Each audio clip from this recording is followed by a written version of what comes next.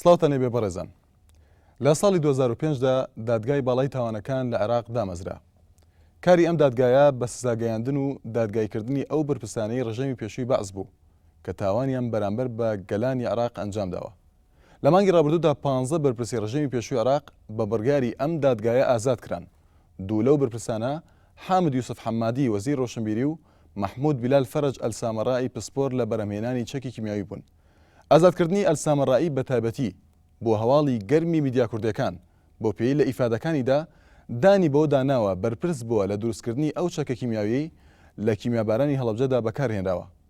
لەم چاوپێکەوتنەدا چەند پرسیارێک ڕوبەڕووی دادوەر ئاسۆ محەممەد دەکەینەوە کە بە ڕێزی سەرۆکی دەستەی دادوەرەکانی ئەو دۆسیە بووە. بەخێر بی کاگاسۆ. زۆر سپاس. کاگاسۆ جەنابەت سەرۆکی دەستەی دادوەرەکانی ئەم دۆسیە بووی. تۆمەتی حامد یوسف حەمادی و محمود سامەڕایی چی بوو لەم دۆسیەدا؟ من بەحقیقەت لەبەرەوە سەرۆکی دەستەی دادگای یەکەم بوو لە کەیسی بەرزانیەکان و ڕاپەڕینەوە یەک. تۆمەتبار حامد یوسف حەمادی دەستگیر کرابوو لە کەیسی بەرزانیەکان. ئەوە بوو سزادرا بە زیندانی 10 ساڵ لەسەر کردداری نامڕۆڤایەتی کە برارەکە دەرچوو لە 35. ئەوە بوو لە 26 هەڵوەشانەوە لە دەربارەی هەیەی تەمیزی کەوە بە جۆرەی قەناعەتی خۆیانەوە کەەوە بەڵگە نیە لەسەری ئێترەوە بوو لە دەربارەی ئەو کەیسە ئازاد بوون. بەڵام لە کەیسی ڕاپەڕینەوە یەک سەبارەت بە تۆمەتبار حامد یوسف حەمادی و لەگەڵ محمود فەرج بیلال ئەو بوو خۆتەزانیت ئێمە دادوەر یعنی عەدالەت و شەفافیەت تەعامل لەگەڵ دەلیلاکەین. ئێمەش من سەرۆکی دەستەکەم هەیئەکە بریتە لە 5 حاکم ئەو بوو بریاری بۆ دەرچوو لە دەربارەی ئەو دوانە تۆمەتبارە حامد یوسف حەمادی و محمود فەرج بیلال کەوا هیچ بەڵگەیان لەسەر نەبوو لە دەربارەی کەیسی ڕاپەڕینەوە. کەیسی ڕاپەڕین تۆمەتەکان چی بوون لەم کەیسەیە بۆ ئەوان؟ دەربارەی تۆمەتبار محمود فەرج بیلال لەسەر تۆمەتەکەی کەوا گازی فرمێسکرێش بەکار هاتووە لە باشووری عێراق. ئەو بوو بە حکمی قانونی دووەلی کەوا هیچ پرسیار نییە لە دەربارەی ئەو تۆمەتە. ئەو بوو لە 6 بە هەمان کاتە بۆ تۆمەتبار حامد یوسف حەمادی بریاری ئازادبوونی بۆ دەرچوون بۆ هەردووکیان لە دەربارەی ئەو کەیسە. ئێمە محکەمەی جینایەتین عیلاقەی نییە بە کەیسی ترەوە چکە کەیسی تر نابینین ئێمە. لەبەرەوە پارێزەران لە کۆتایی ئاخر جەلسە کە مطالعەکەی خۆیان خوێندەوە محکەمیان ئاگادار کردەوە کەەوە ئەم تۆمەتبارە محمود فەرج بیلال ئیجراعاتی تحقیقی لەگەڵ کراوە سکاڵیان لەسەر تەقدیم کردووە لە 16 حوتی 2009. ئەفو کاک ئاسۆ بەڵام ئەو ڕخنەی کە هەیە محمود سامەڕایی ئەم بەرپرس بۆ لە بەرهەمهێنانی چەکی کیمیاوی ئەمە پەیوەندی بەم کەیسەیە نەبوو تەنانەت خۆی لە ئیفادەکان یا باسی لە جۆرەکانی ئەو چەکانەش کردووە. عیلاقی نییە بەم کەیسە وەکو ئاماژەم پێدا لە دەربارەی کەیسی ڕاپەڕینەکەەوە لە دەربارەی ئەو گاز فریمەسکرێش بەکار هاتووە. ڕاستە لە ئیفادەکەی بەحس کراوە لەسەر ئەو ئیفادەکە گیرا و دەستگیر کرا لە سەرەتا یەکەم ڕۆژی گرتنی ئەو تۆمەتبارە. ئەو بوو بە ڕێزان ئاگادار بوون کەەوە ئاعترافی کردووە جەماعەت هاتن پارێزەران کۆمەڵی دژ کیمیابارانی هەڵەبجە هاتن سکاڵیان تەقدیم کرد و ئەمری گرتین بۆ دەرچوو. بە حکمی ئەو تۆمەتبارە بەرڵا بوو لە دەربارەی کەیسی ڕاپەڕینەک لە 6 ئەو بوو گەڕایە بۆ زیندانی. ئەگەر ئەوان ئاگاداری محکەمەیان نەکردایە کەوا ئیجراعاتی لەگەڵا کراوە و ئەمری گرتی نەبوو بە خۆمان هەڵەسان بۆ ئیشە لەبەرەوە ئاعترافی هەیە لە دەربارەی کەوا دەستی تایە لە دروستکردنی کیمیاباران. ئەوە بوو لەبەرەوە ئیجراعاتی نابێت دوجار ئیجراعات کرد ئیجراعاتی لەگەڵا بکرێت لەبەر ئەوە گەڕایە بۆ زیندانی لە 6. ئەوە بوو بە جۆرەی یاسا بە جۆرەی سیاقاتی قەزایی ئەو بریارە چوو بۆ هەیئەی تەمیزی کە چوو بۆ هەیئەی تەمیزی لێ بریارەکە پەسەند کرا کەوا بەس لە دەربارەی یەک تۆمەتبار محمود فەیزی الهەزاع ئەمە کەوا زیندانی هەتایە بریاری بۆ دەکا لە محکەمەکە. ئەوە بوو هەیئەی تەمیزی هەڵیان وەشانەوە کەوا ئازاد ببێت لەو کەیسە ئەجینا لە کەیسی ترە بریاری بۆ دەرچووە لە سێدەران بدرێت محمود فەیز رەزا ئەوەش ناوی تۆمەتبارەکان لە دەربارەی کەیسی ڕاپەڕینەک ژماریان چەند بوو؟ 36 تاوانبار بوو 36 تاوانبار بوو، سییانیان لە سێدەراندرا و چواریشان لە زیندانی هەتایە و 15 کەش زیندانی سەبارەت بە محمود سامەڕایی باس لەوە دەکرێت کە ئەم لە ڕۆژی هەینیدا بڕیاری ئازادکردنەکەی دەرچووە. ئایا ئەمە لە ڕووی یاساییەوە ڕێگەپێدراوە لەم ڕۆژەدا کە بڕیارێکی ئەوە دەربکرێت؟ بریاری هەیئەتە میزی بریاری محکەمی خۆمانیان هەیئەتە میزی هەت بە پێی کتابەکە لە ڕۆژی هەینیدا دەرچووە. ئەوە من بریاری هەیئەتە میزیم پێیە. بریاری هەیئەتە میزی طبعا يعني زۆر ئاسانە هەچ فرمانێک يعني نابێت دەرچێت هەر فرمانێکە یان بریارێکە لە ڕۆژی هەینی یان ڕۆژی شەممە بۆ ئینسانێکی ئاسایی ئەوە ئاگادارە بۆ دەربارەی ئەو دوو ڕۆژە. ئەوە بوو کە چوو بوو هەیئەتە میزی لە چواردەی حەوت بریارەکەی بۆ دەرچوو. چکە من پاش ئەوە پەیوەندیم کردن کەوا من نسخەیەکم من لە بریارەکە هەشتی حەوت ئەکەوێتە بڕواری ڕۆژی جومعە بۆ هەڵەیەکی مادیە چکە مسودەی ئەو بریارەکە نووسراوە ڕۆژی چواردەی حەوتە. کتابەکە هەڵە بووە ڕۆژی بەطبع لە طبعانی لە کاتی کۆپیکردن هەڵەیەکی مادی بووە. سەبارەت بە بڕیارەکە کاک ئاسۆ ئایا دەرکردنی بڕیارێکی ئاوا دەستەکە دەری دەکات یان تەنها پەیوەندی بە جنابتەوە هەیە کە سەرۆکی دەستی دادوەرەکەی واتە بڕیاری ئازادکردنی ئەم دوو تۆمەتبارە؟ من ئەگەر هەیئەتە میزی چییە؟ هەیئەتە میزی چیکی ئەو داوایە کات چیکی بریارەکەی من نکاتەوە دەستەکەی من نکاتەوە. ئایا ئەو بریارە ئایا بە شوێکی یاسا ئازاد بووە لە دەرباری ئەو کەیسە نەکەیسی هەڵەبجە کیمیابان هەڵەبجە هینی ڕاپەڕینێک ئایا یاساییە یان ناساییە؟ ئەگەر نایاسایی بوو ئەگەڕێتەوە نەقزەکرێتەوە هەڵوەشێتەوە ئەگەڕێتەوە بۆ لای ئێمە ئەبێ ببینینەوە ئێمەش بە جۆرەی قانون ئەبێ اتیباعی باس لەوە دەکرێت کاک ئاسۆکە جەنابەت لە لێدوانێکی ڕۆژناونووسیدا باس لەو کرێت کە من کەسێکی سیاسی نیم و ئەم دادگایە سیاسی نیە بەڵام لە ئێستادا دادگای باڵای تاوانەکان لە عێراق زۆر ڕەخنەی لێ دەگیرێت کە دادگایەکی سیاسیە. یەکێک لەو بەڵگانە کە یەکێک لەو دادوەرانی دانراون لە ئێستا وەکو سەرۆکی دادگاکە حسێن ڕێسانە کە ئەمە محسن ڕێسان ببوورە محسن ڕێسان لەلایەن نوری مالکیەوە بە بڕیارێکی نوری مالکی سەرۆکوەزیرانی عێراق دارناوە. ئایا ئەمە بەڵگەیەک ناگەێنێت کە ئەم محکەمەی سیاسی یان دەکرێت سەرۆکوەزیران بڕیارێک دەرکە وە خۆی دادوەرێک دابنێت لەم دادگایە؟ ئەوە خۆتەزانێت ئێمە محکەمەیەکین ئێمە پیاوێکی یاساین و قەزاین ئەو بریارە بۆ دەرچوو دەربارەی تەعینی ئەو دادوەرە محسن ڕێسان وەکو سەرۆکی دادگاکە وەکو سەرۆکی دادگا بەڵام ئەو عیلاقی نییە بە بریارەکانەوە کە دەرەچێت. مەبەستم ڕەخنەکە بوو لە دادگاکە کە ئەڵێن دادگایکی سیاسی بە سیاسی کراوە تەنانەت لە دۆسێکی تاریخ هاشمیشە باس لەوە دەکرێت. دانانی ئەم کەسە لە ڕووی یاساییەوە گونجاوە دەبێت ڕێگەپێدراوە کە سەرۆکوەزیران دادوەرێک دابنێ بۆ دادگایکی ئاوا؟ ئەوە کێشەی ئێمە نییە، کێشەی بینی ئەنجومەنی وەزیران و بینی سەرۆکایەتی کۆماری عێراق هەیئەتی ڕێئاسە ئەو کێشەیە ئجراعاتی مەسەلەن ئایا تەعین بێت کە وەکو سەرۆکی محکەمە دادگا یاننا ئەوە عیلاق نییە. بەڵام ئێمە وەکو کەسێکی یاسایی پێتوانی ئەمە دەستێوەردان بێ لە سەربەخۆیی دادگا دانانی دادوەرێکی ئەو لەلایەن سەرۆکوەزیرانەوە؟ من ئاماژەم پێ ئەوتم ئەوە ئیشێکی ئیداریە عیلاقی نییە بە قەزائیەوە. ئێمە وەکو دادگا ئیشی قەزایی ئەەکەین ئەگەینا باقی ئجراعاتی ئیداری و ئەگەر سیاسیش بێ هەر پەیوەندی نییە بەوە. بەڵام یەکشت بە ئاگادار بیت بە ئاماژەم بۆ بریارێک ئەڵێن کەوار هەشتی حەوت نەبووە ئەوە هەڵەیەکی مادی بۆ لەبەرەوە لێرە لە بریارەکە ئەڵێ بە جۆری یاسا و ئجراعاتی قەزایی نابێ هەیئەتە میزی بریارەکە ببینێت پێش سەرۆکایەتی داواکاری گشتی. لەبەر ئەوەش بەڵگەیەکەوە بریارەکە ڕۆژی هەشتی حەوت نەبووە لەبەرەوە هەیئەی سەرۆکایەتی داواکاری گشتی لە 12 حەوتی بینێتی ئەمە تا بریارەکە بینێت. ئەنجا پاش ئەوان هەیئەتە میزی لە 14 حەوت طبعا بریارەکە لە 6 بە جۆری قانون ئەبێ خلال یەک مانگ ئەبێ ئەو بریارە بنرێت. لەبەر ئەوە کە گەشتە هەیئەتە میزی کۆپی کرا بۆ 9 حاکم هەیئەتە میزی طبعا بریتە لە 9 حاکم و 5 کوردن ئەوە بوو چێکرا و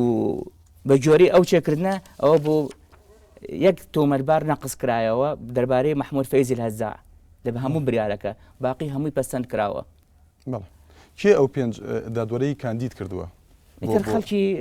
کوردەکان بەتەبەت؟ بەڵێ خەڵکی ئەم شارن و شاری هەولێرن. مەبەستم لەلایەن حکوومەتەوە کاندیدکراون یان لەلایەن حزبی یاخلایانی سیاسی کوردەوە؟ نەخێر ئەمە کە وەکو کە چوین بۆ ئەو دادگایە وەکو ئەرکێکی نیشتیمانی بۆ جاران پێش پەیوەندی بکەین بۆ محکەمە تەعیین بێت لەو محکەمەیە دادوەر بووین لە سلێمانی و بە هەمان کاتە برادرانیش دادوەرانیش لە هەولێر بوون. ئەوە بوو بە ڕەغبەتی خۆمان زانیمان وەکو ئەرکێکی نیشتیمانیە و پیرۆزە بۆ داکۆچی بکەین لە مافی ئەنفالکراوەکان و کیمیابارانی هەڵەبجە و کەیسەکانی تر وەکو پەیوەندیمان کرد بە محکەمە محمود سامەڕائیدا بەپی کتابێکی ژمارە 414 لە ساڵی 2012دا لە 29 چواردا ئەمە پێش چەند ڕۆژێک کە مدحت المەحمود کە سەرۆکی ئەنجومەنی دادوەریە نردویی بۆ پەرلەمانی عێراق ببوورە باسی لەوە کردووە کە دەرکردنی بڕیاری ئازادکردنی محمود سامەڕایی هەڵە بووە. ڕای تۆ لەسەر ئەو نووسراوە؟ خۆی ئجراتەکەی چۆن بووە دەربارەی ئەو ئازادبوونە؟ ئەو بۆ ئاماژەم پێدا لە 6 بریاری ئازادبوون دەربارەی کەسی ڕاپەڕینی 91 ئەو بوو گەڕایە بۆ زیندانی لە 6 هەتاکو 16 ئەو تومتبارە لە زیندانی بووە. ئەو بوو ئەبوایە خۆی کەم تەرخەمیەکە لەلایەنی پارێزەران بووە عید بە وەزارەتی شەهیدانەوە لەلایەنی دادوەری لێکۆڵینەوەش. ئەمە پێشتر باس کردووە کەم تەرخەمی ئەمان لە چیە بووە؟ چکە کەم تەرخەمی پارێزەر کوردەکان پێشتر لە دوای ڕۆژنامەنووسی دەوتوتەکە کەم تەرخەمی ئەمان بووە وای کردووە کە ئەم تۆمەتبارە ئازاد بکرێت. بۆ کەم تەرخەم بوون ئەمان؟ بەرەوە ئەو تۆمەتبارە کەوا ئازاد بووە لە کەیسی ڕاپەڕینی ئیجراعات ئەوراقی تحقیقی هەیە لە لای دادوەری لێکۆڵینەوە ئەبوایە بەهاتنە بەرەو پیری ئەو داوای ئەو ئیجراعاتە لەبەرەوە ئازاد نەبێت نەک بوو ئەو تۆمەتبارەکانی کەش. بەڵام کاک ئاسۆ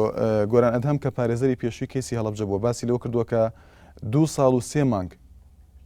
پێش ئەوەی ئازاد بکرێت ئەم کەسە ئەمان بەڵگەی خۆیان پێشکەش بە دەرگا کردووە کەواتە بۆ کەم تەرخەم بۆ کاری خۆیان نەکردووە پێت وایە؟ ئەو بوو لە 16 2009 ئەمانە سکاڵیان تەقدیم کردو ئەمرگرتنی هەیە لە لای دادگای خۆمان نا ئێمە دادگای جینایاتین لە لای دادوەری لێکۆڵینەوە ئەوراقی تحقیقی هەیە. ئەو بوو کە ئەو تۆمەتبارە کە بەرلا بوو گەڕایە بۆ زیندانی ئەبوایە متابعی ئەو ئەوراق ئەو سکاڵیان تەقدیم کردایە لەبەرەوە ئجراعاتی تحقیقیان نەگەڵا ئەو ئیشی ئێمە نییە دادوەری لێکۆڵینەوە چکە محکەمە 3 بەشە سەرۆکایەتی دادوەری لێکۆڵینەوە محکەمەی جینایەتیش بریتیە لە 4 محکەمە ئەو بوو لە ئەخیرا بوو بە 2 محکەمە اینجا هەیەی تەمیزی بۆ نیە هەر هەیەک تەداخلی ئیشی تر بکات تەداخلی کەیسەکانی تر بکات تۆمەتبارەکانی تر بێت هەر کەسێک واجبی خۆیە بینێت. پێشتر باس لەوە کردووە کە جەنابەت وەزارەتی شەیدان و ئەفاکراوانی حکوومەتی هەرێمی کوردستان ئاگادار کردوێتەوە لەوەی ئەم کەسە ئازاد دەکرێت. تەنانەت باس لەوە کردووە کە گۆران ئەدەم وەکو پارێزەرێکی دۆسیێکی مابەرانی هەڵەبجەت ئاگادار کردوێتەوە بەڵام ئەمان ئەوە ڕەتەکەنەوە. کا گۆران ئەدەم دەڵێت منی ئاگادار نەکردوێتەوە پێی نەوتم وەزارەتی شەیدان و ئەفاکراوان لە ئێستادا سکاڵایان تۆمار کردووە لەسەر بەرگاری ئازادکردنی ئەم تۆمەتبارە. ڕای تۆ لەسەر ئەمانە؟ والله بەداخەوە یعنی من پەیوەندیم کرد بە گۆران ئەدەم قایم مەقامی هەڵەبجە کەوا پارێزەر بوو ئەزانم ئەویسا ئەو قایم مەقامە وەکو قایم مەقامی هەڵەبجە و علاقەتی هەیە لەگەڵ جەماعەتی ڕێکخراوی کۆمەڵی قوربانیانی هەڵەبجە کەوا ئاگادان کە بێن بەرەو پیری ئەو ئیجراعاتە کە کراوە لە وەختی خۆیان لە ڕێگای جەنابی ئەو لەگەڵ جەماعەتی تر ئەوە بوو کە زانیم کەس نەهاتوو بوو بەرەو پیری ئەو داوایە ئەو بە پەیوەندیم کرد بەو بەداخەوە گینا بە من بکە پەیوەندیم کرد ئەو ئەڵێ من ئاگادار نیم چ کاتێک بوو نەخێر ئاگادارە و پەیوەندیم پێ کردەوە کەوا ئاگاداری جەماعەت بکەنەوە. وەزارەتی شەیدان و ئەو بوو لە من لە 4 حوت بوو لە 4 لەو کاتە کە 2 ئینفیکاکم کرد دەستم هەڵگرت لە ئیشی خۆم بووم بە هاوڵاتیکی کورد وەکو دڵسۆزێک کە زانیم کەس ناهاتەوە بەرەو پیری ئەو داوایە ئەو ئیجراعاتەکە لەگەڵ ئەو تۆمەتبارە کراون ئەو بوو من پەیوەندیم کرد لەگەڵ وەزارەتی شەهیدان فەرموو ئەوە تا حەزەکەم تەمەشایکی بکەیت ئەمە لە 4 پەیوەندیم کردەوە بۆ وەزارەتی شەهیدان اینجا بە جۆری ئەو ئاگادارکردنەوە 2 پارێزەریان تەرخان کردووە لە ڕێگای بەشی یاسایە کەوا بەرەو پیری ئەو داوایە ئەو بوو ئیتر منش هاتمە گەڕام بۆ سلێمانی. بەڵێ جەنابەت باس لەوە کردووە کە ئەم لە ئیفادەکانیدا باسی لەوە کرد ئەترافی کردووە بەپێی نووسراوەکە ئەترافی کردووە کە ئەم بەرپرس بووە لە دروستکردنی شەکی کیمیاوی، بەڵام ئەگەر وایە بۆ خودی وەزارەتەکە خۆیان لە ئێستادا سکاڵایان تۆمار کردووە ئەگەر وایە. وڵای تر ئەوە بەڵام چی تر خۆیان سکاڵیان هەیە، بەڵام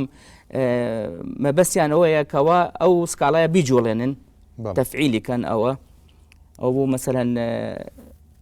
لە ڕێگای ئەنتربۆلەوە داوایکەنەوە بگرێتەوە بۆ زیندانی ئەگینا سکاڵای هەیە و ئەمرگرتنیشی هەیە لە زینداندا ئێستا کێ محمود سامەڕایی نانەت بەر بوو. بەڵام بۆ ئەڵێن زیندان کراوە بەڵام دواتر ئازاد کراوە ئێستا لە زیندانە هەندێک دەڵێن و دەکرێت زیندانی بکرێت دووبارە وەکو ڕێکارێکی یاسایی سزا بدرێت بەرامبەر بە کەیسەکانی ترکەواتە بۆ ئازاد دەکرێت ئەگەر هەندێک کەیسی تری لەسەر هەندێک تۆمەت و سکاڵای تری لەسەرە ئەوە بۆ وەکو یعنی متابعەیەکی جددی نەکراوە لەلایەک لەشەوە خەتایکیشی تایە لە لای دادوەری لێکۆڵینەوە کەوا پەیوەندی بە ئێمەنی ئێمە محکەمەی جینایەتین محکەمەی تحقیق ئەوانش ئەبوایە ئاگادار بوونایە ئەو تۆمەتبارەلایەن بەڕڵا نەکردایە تۆمەتبارە. کاگاستۆ دیسان لە دەرەوەی ئەم کەیسە جەنابەت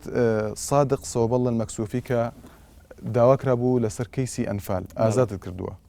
و پرسیارێک تریشمان هەیە تابەت بەم دۆسیە من ئازادم نەکردووە ئەمە بەپی بەڵگەیەکە ئازاد کرا لایەن دادگا و جەنابەت لەو دەستەیە بووی ئەمە چۆن بوو؟ وەکو من ئاماژەم من سەرۆکی دەستەکەم ئەو بوو بە جۆرەی بەڵگە بە جۆری یاساکەەوە هیچ بەڵگەیەکی لەسەر نەبوو حتا تەجیلشم کرد بۆ 2/6 بیرمیت داوام کرد لە پارێزەران ئەگەر سکاڵای خەڵکی تربێنن و شاید حاڵ بێنن لەبەرەوە بن ئجراعاتی قانونی یاسایی تاوا بێت لە هەموو ناحێکەوە شکلی مۆزوعی ئیتر ئێمەش بەر بگەینە نەتیجەیەک و حەقیقەتەکە ئاگادار بێ ئەوە بوو تۆمەتبارەکە هیچی لەسەر نەبوو کافی نەبوو بۆ ئیدانەکردنی ئەو تۆمەتبارە حتا داواکاری گشتیش داوای کردبوو ئازاد ببێ ئەو بوو بریاری ئازادبوونی بۆ دەرچوو دوای ئەو بریارەش پەسەند کرا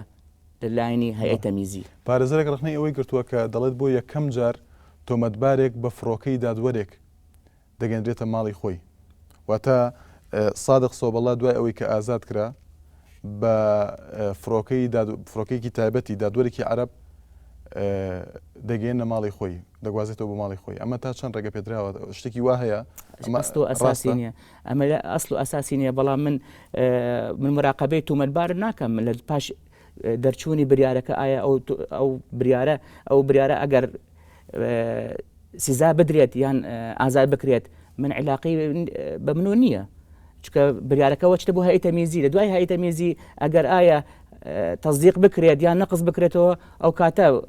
تۆمەتبار ئەگەر ئازاد ببێت لە پاش پەسەندنی بریارەکە کە ئازاد بوو اینجا بەڕڵاکرێت اینجا ئایا بە سیارەی بن بە پێی بن بەتارە بە فڕۆکە من پەیوەندی بە منۆ نییە ئەوە هەر تایبەت بەم دۆسیە یاخود کەیسی ئەنفال لە دادگای تاوانەکانی عێراق ئێوە دۆسیی مستەشارەکان گەیشتە بەردەستی دادگا بۆ دادگای کردنیان ئەوانەی کە دەستیان هەبوو لە پرۆسی ئەنفالدا وەکو دادگا ئێمە لە وەختی خۆی دادگا سەرۆکایەتی دادگای باڵای تاوانەکانی عێراق نووسراویان کردو بۆ وەزارەتی ناوخۆی حکوومەتی فێدراڵ و وەزارەتی ناوخۆی حکوومەتی هەرێمی کوردستان کەەوە جێبەجێکردنی ئەو بریاری گرتنەکە بەڵام کەس نەهاتۆ بەرامبەری محکەمەکە کەس نهاتۆ بەڵام لە ڕووی یاساوە دەکرێت ئەمانە حکمی غیابی بدرێن نا خۆت دەزانی محکەمەکەی ئێمە ڕاستە محکەمەیەکی نەتۆیە بەڵام یاسای نیودۆڵەتی بەکارێنە لەبەرەوە هەچی کەیسێک لە دەربارەی نیودۆڵەتی نابێ بریارێکی غیابی بۆ دەرچێت کەواتە چ جۆرە کەیسێک لەم دادگایە حکمی غیابی دەدرێت بەس وا بزانم لە پرۆژەی ئەخیرە لە ڕێگەی ئەندام پەرلەمان کە پەسەند کرا پاش پرۆژەیەک تەقدیم کرا لایەنی ئەنجومەنی وەزیران حکوومەتی فێدراڵ کەوا بۆ تەواوبوونی ئیشوکاری محکەمە لێرە ئەوە بوو لە لایەنی ئەنجومەنی وێران ئەوە تعدیل کرا ئەو پرۆژەیە کەوا محکەمەکە تەقلیز بکرێ و ڕەبت کرێ بە مەجلیسی قەزا ئەو بۆ بزانم فەقەرێکی تایە کەوا ئەبێت حکمی غیابی بدرێت رأي شخصي بس معلوماتك أكيد نية ئەمان داواکراون ئەم مستشارانە داواکراون لە دادگا لەکوێ نشتەجێن ئەمانە و ئایا لە ڕووی یاساوە ناکرێت ئەمانە دەستگیر بکرێن یان بانگ بکرێن بۆ دادگا جناب دەڵی ئامادە نەبوون بۆیە ئەو پرسیارە خۆی بە جۆری یاسا ئێتر کە محکەمە بریارێ بۆ دەرچووە دەستگیر بکرن ئەوە بوو محکەمە خۆجێتێکی تەنفیزیە بە خۆی بچێت تەنفیزی جێبەجێکردنی ئەو بریارە گرتنەکە بکات ئێتر نووسراجێ ناکات پێت وایە کێ جێبەجێ ناکات ئێتر حکوومەتی فدرال جێبەجێ ناکات وەزارەتی ناوخۆی حکوومەتی فدرال سەبارەت بە حکوومەتی هەرێم چکە لە لێدوانێکی پێشتردا باس لەوکرۆ کە هەندێکیان نیشتەجێی هەرێمی کوردستان زۆربیان هەمویان ڕۆشنەتە دەرەوە هەڕایان کردووە لە هەرێمی کوردستان نیشتەجێنین هەمویان هەڕای کردو حتى مجموعەی تۆمەتباریشی لێ نەک مستشارەکان ئەوانی کەشیان ئەوانی کە قائد فەیلق بوون قائد فرقە بوون کە دەستیان تایە نەک بەس لە ئەنفالە لە کەیسەکانی تریش دەستیان هەمویان هەڕایان کردووە لەلایەن حکوومەتی هەرێمەوە کەسیان دەستگیر نەکراوە تا ئێستا و بهێنرێنە بەردەمی دادگای تاوانەکان کەس نەهاتووە بەڵێ دەگەڕێنەوە بۆ دۆسیەی محمود سامەڕایی ئەم کەسە وەک وتمان جەناب دەڵی ئازاد کراوە بەڵام لە ڕووی یاساوە ناکرێت ئەم کەسە لەبەر ئەوەی سکاڵای تری لەسەرە لەبەر ئەوەی خۆی دانی بۆ داناوە کە ئەم بەرپرس بووە لە دروستکردنی چەکی کیمیاوی بۆ ئازاد دەکرێت ناکرێت بمێنێتەوە لە دادگا یان لە زیندان بۆ ئەوەی دادگایی بکرێت لەسەر کەیسەکانی تر ئەو بۆ ئەو تۆمەتبارەکەوە ئەمری گرتنی هەبوو لە دەربارەی کەیسی هەڵەبجە و کەیسی بەم ئاخرەیە زانی بکەوە لە دەربارەی تەجفیف الئاهوار ئەوە دەستی تایە ئەمری گرتنی لەسرە ئەو بوو کەوە ئەم تۆمەتبارە ئازاد بووە ئیتر ئەتوانن لە ڕێگای ئەنتەرپۆلەوە ئەو تۆمەتبارە بێننەوە تەسلیمی محکەمە بکەن و دادگا بکرێت دەربارەی ئەو دوو کەیسە زۆر باشە بڕیاری مالکی بۆ بشوکردنەوەی دادگای باڵای تاوانەکان ئەمە پەیوەندی بە چیوە هەبوو بۆ ئەم بڕیارە دەرکرا بشوکردنەوەی دادگاکە بەڕاستی لە ئاخریە طبعاً زۆربەی کەیسەکان تاوا بووە زۆربەی کەیسەکان ئەو بوو گەشتە حاڵەتێکەوە تۆمەتباریان ئێنا لە باشووری عێراق لەسەر کێشەی عشائری و کێشەی شخصی و ئەرزە و ئەوانە ئیتر لە اختصاصی خۆیان دەرچوو ئیترەوە بوو پرۆژەیەک تەقدیم کرا لای ئەنجومەنی وەزیرانی حکوومەتی فدرال کەوە ئەم محکەمەیە لەبەرەوە زۆربەی ئیشەکانی تاوا بووە پرۆژەیەکیان کرد پێشکەش کرد بۆ ئەنجومەنی وەرانکەوە ئەم محکەمەیە هەیکەلێتی محکەمە ئەجینا وەکو محکەمە وەکو یاسا وەکو کەیسەکان ماوە تۆمەتبارەکان ماوە بەس وەکو هەیکەلێتی ئیداری ئەو محکەمەیە نەمێنێت ئەو بوو لە لای ئەنجومەنی نوێنەرانی عێراق محکەمەکە مایەوە تەقلیز کرا بەڵام هەر یاساکە مێنێتەوە هەر کەیسەکان ماوە ئەو ئەمری گرتنیەکان هەم ماوە دەربارەی تۆمەتبارەکان چکە زۆربەی تقریبان هەموو کەیسەکان بێجگە لەوەی ئەنفال لە کوردەفەیلیەکان و لە کەیسی بەرزانیەکان و ڕاپەڕینینەوە یەک و کەیسەکانی تریش ئەوانەی تەجفیف عێراق تقریبان 700 کەس تۆمەتبار ئەمری گرتنی لەسەر بەڵێ ئەمە پەیوەندی بە نووسراوێکی دادوەرێک نەبوو بە ناوی محسن بابان کە تاها بابان کە نووسیوێتی شتێکی نووسیوە بۆ نووری مالکی سەبارەت بۆی کە ئەم بەشدار نابێت لە تاوانێکی ئاوا مەبەستی دادگایکردنەکە و پرۆسی دادگایکردن لەم دادگایە بۆیە نووری مالکی ئەم بڕیاری دەرکردووە پەیوەندی بەو نووسراوە هەبووە نووسراوەکەی تاها بابان کاک بەڕێزی دادوەر تاها بابان ئەو بە نووسراوێکی تەقدیم کردکەوە ئەو سەرۆکی ئەو دادگایە محسن ڕێسان لە ناحیەی قانونیەوە کەوە حەق نییە ببێ بە سەرۆکی لەبەرەوەی نووری مالکی دایناوە بەڵێ لەبەرەوەی نووری مالیشی داناوە ئەجینا ڕێی کاک تاها بابان ڕاستە دەکەین دو پرسیارەکەمان تایبەت نییە بە دۆسیەکە لە دەروی دۆسێکەیە جەنابەت لەگەڵ 37 دادوەر لە هەولێر وەکو بەخشینی یاخود بڵین زەویتان وەرگرتووە لە هەولێر ئایا ئەمە پەیوەندی بە چیەوە هەبوو کە ئەمە ڕخنەیەکە لە ئێوە کە ئێوە بەرامبەر بەچی ئەم پارچە زەویانەتان وەرگرتووە ئەگەر تەوزیحی بێ زیاتر بە حقیقەت خۆتەزانی محکەمە ئەو محکەمەیە کەس ناوێرا بێتەوە محکەمەیە کاری لێ بکات دەزانی دادگاکردنی سەردامی ڕژەمی بەعەس حتى لە دادوەرەکانی ئێرە و لە ئەوانەی بەغاش کەس نارەبێتەوە محکەمەیە ئێستاش خۆتەزانی دەستی ڕژەمی بەعەس ئێستاش هەر بەردەوامە چکە زۆر کارمەند و دادوەرمان لێ شەید کراوە بۆ نمونە حاکم پەروێز خۆ عافیەکە لەگە کوڕەکەی و چەند کارمەند و حاکم و ئەوانە بەڕاستی زیانیان لە خەتەرایە لەبەرەوە سەفارەتی ئەمریکی حەقی لجوویان نایە بەو دادوەران و حتى محق عدلیش ئەوانە کارمەندیش ئەوە بوو جەماعەت حەزیان نەکردیان داوای لجوو بکەن ئەو بوو لە ڕێگای حکوومەتی هەرێمی کوردستان و وەکو هاوکاریەک ئەوانە لەبەرەو پاردۆخی هەرێمی کوردستان لە ئاسایش و لە ئارامیە ئەو بوو جەماعەت حکوومەتی هەرێم ئەو عرزیان پێشکەش کرد بە دادوەران. ڕخنەیەک لە جەنابەت هەیە کە لەبەر ئەوەی خانشین دەکرێت زۆر پەلەت کردووە لە ڕایکردنی کارەکان و یەکلایکردنەوەی کەیسەکان ئەمە زۆر بە کورتێک وەڵام دیتە تا چەند ڕاستە؟ شتی وانە بەعکسەوە من ئیشەکەم بە ڕێکۆپێکی و لەسەر خۆم و بە شێوەیەکی یاسایی ئیشەکانم تەواو کردووە. بڵێ دو پرسیارمان تایبەتە بە دۆسەکەی تاریق هاشمی کە 190 وڵات داوایان کردووە تەسلیم بە دادگای باڵای تاوانەکانی عراق بکرێتەوە ئەمە بەکوێ دەگات پێت وایە؟ ئەوە پەیوەندی بە ئێمە نییەچکە ئەو تۆمەتبارە تاریق هاشمی جێگەری سەرۆکی عێراقە پەیوەندی بە محکەمەی خۆمانیت پەیوەندی بە محکەمەی جینایەتی مرکزی ئەوە اختصاصی هینە محکەمەی ئەرهابە علاقی نییە بە دادگای باڵای تاوانەکانی عێراق. بەڵێ زۆر سپاس بۆ دادوەر ئاسۆ محەممەد زۆر سپاس دەکەین. بەس شتی ترم زۆر هەیە کاک شوان بەحسمان نەکردووە وەکو پرسیار بکەین وڵا ئیتر هینە لەبەر ئەوە دەربارەی کەیسی هەڵەبجە کاکە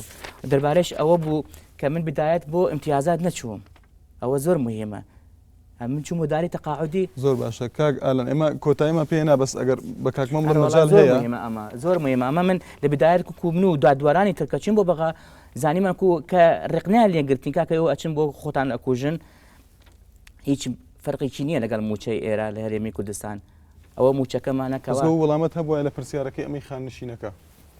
نا ئەوە لە بدایەت کەوا چین بۆ محکەمە پەیوەندیمان کردووە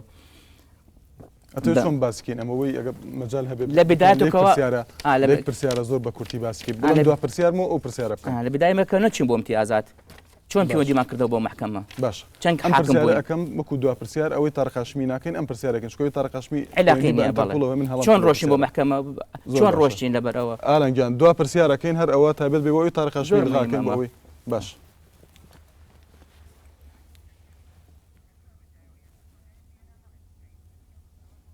باش کاک ئاسۆ ئەمە دو پرسیارمان بێت زۆر بە کورتی بۆ ئەوی دوای خواحافزیەکەین و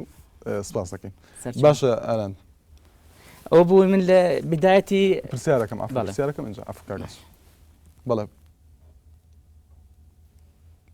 بڕۆ ماسۆ ئالان 2004 کاگەسە دو پرسیارمان ئێوە چۆن پەیوەندیدان کردووە بە دادگای باڵای تاوانەکانی عێراق؟ بەڕاستی کە بدایەت لە ساڵی 2004 مانگی هەشت پەیوەندیمان کردووە بۆ دادگایە و کە تەعین بووین لەوێ کە ئێمە دوادوەر بووین لەم محکەمەی سلێمانی من و بەڕێزان دادوەرانی تر و لەگەڵ دادوەرانی هەولێر ئەو بوو کە زانیمان ئەرچێکی نیشتیمانیە گۆڕۆ بچین داکۆچی بکەن لە مافی ئەنفالکراوەکان و کیمیابارانی هەڵەبجە و کەیسەکانی تر ئەجینا ئێمە لێرە لە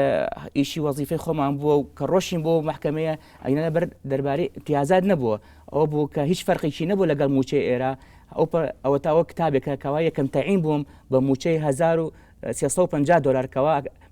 ئەکاتە $1,350,000 دیناری عێراقی ئایا ئەمە امتیازاتە ئەگەر ئەرچێکی نیشتیمانی نەبێت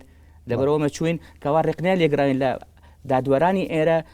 کەوا خۆمان ناوە بە کوشتن زانیمانەکەوە ئەرچێکی پیرۆزە بەڕاستی داکۆچی بکەن بەڵام بە جۆرەی یاسا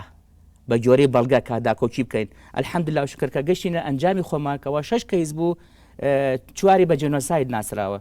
کەیسەکانی کورد. بەڵێ زۆر سپاس بۆ دادوەر ئاسۆ محەممەد سەرچاوم بەڕێزان تا چاوپێکەوتنێکی تر هەر لە خۆشی دابن سپاس.